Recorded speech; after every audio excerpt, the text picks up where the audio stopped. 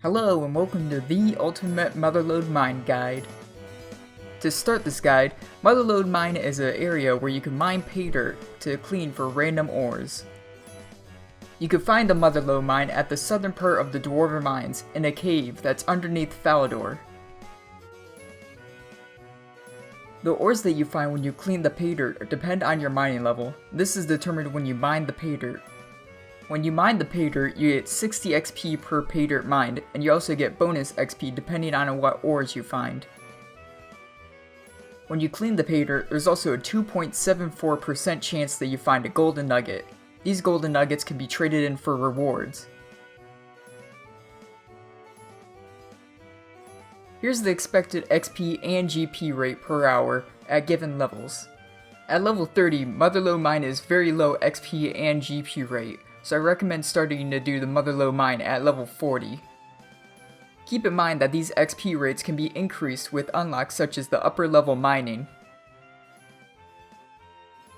For equipment, obviously you're going to want to use the best pickaxe you could use, but you also want to use a Charged Glory amulet for increased chance of gaining gems. Also, you'll want to use the Prospector's outfit as soon as you could get it. The Rune pickaxe, even for Iron Man, is very easy to get, but the Dragon pickaxe costs 3.2 million GP and is very difficult for Iron Man to get. But even though it's very difficult and so expensive, I still recommend it very heavily. Now let's talk about where to mine. On the lower level, each vein has a random number of ores that can be mined before it's depleted, and this number is shared between all players. So you're going to want to find an area that you could have to yourself without having to compete with other people. The green area has no requirements, but is obviously the farthest away from a bank. But if you have 54 agility and the Falador medium diary done, then you could take this shortcut to the blue area, and the blue area is much less crowded than the green area. The red area, and by far the best area, costs 100 gold nuggets and you have to have 72 mining to access it. But the upper area is worth the price because the upper area works differently than the lower area. In the upper area, instead of having a limited number of pay dirt in the veins, it starts a countdown timer when you start mining, and when the countdown timer runs out, then it depletes of ore.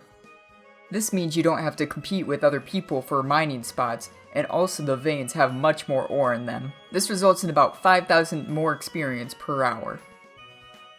Once you have a full inventory of pay dirt, you're going to deposit it into this hopper, and then you're going to run to the other side of the river to pick up your ore from the sack, and then deposit your ore into a bank chest. Once in a while, the big wheel will break and you'll have to repair it by going to this crate to the north of the river and taking a hammer to repair the wheel. Let's take a look at the different paths you could take depending on where you mine the pay dirt. If you're on the ground floor in the north or west corner, then you're going to take this orange path. When your inventory is full, you're going to drop your pay dirt at the hopper, go down the river, pick up the ore from the sack, and then go to the bank and start it over again. If you're going to use the shortcut, you're going to go through the shortcut, go to the hopper, pick up from the sack, drop off at the bank, and then go back through the shortcut. Now if you're in the upper area, you're going to do something a bit different. You're going to first go to the green path and go drop off at the hopper, and then take the green path again and go up the ladder. You're going to repeat this until your sack is full of ore. The sack can hold 108 ore, or if you upgrade it for 200 nuggets, it could hold 216 ore. So once your sack is full, you're going to go to the blue pathway and take your ore from the sack and deposit it until your sack is empty, and then repeat the whole thing over. This is much faster than depositing one inventory at a time, and also if the wheel breaks, you might not have to fix it yourself. Now let's look at what you could get with gold nuggets. The first thing you want to get is full Prospector. The earlier you get Prospector, the better, because each piece gives you a small XP boost every time you mine. The next thing you want to get is the coal bag. The coal bag holds up to 27 coal, and it's extremely useful for blast furnace. After the coal bag, you're going to want to unlock the upper floor of the Motherlode Mine. And then after the upper floor access, you're going to want to buy the larger pay dirt sack. Now the large sack may seem like it costs a lot at 200 nuggets, but it is worth it in the long run.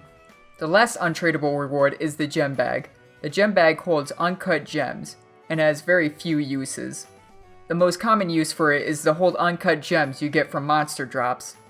But if you have the nuggets, then you might as well get it. And the last rewards are a soft clay pack and a bag full of gems. The bag full of gems gives you random gems, and the clay pack gives you clay.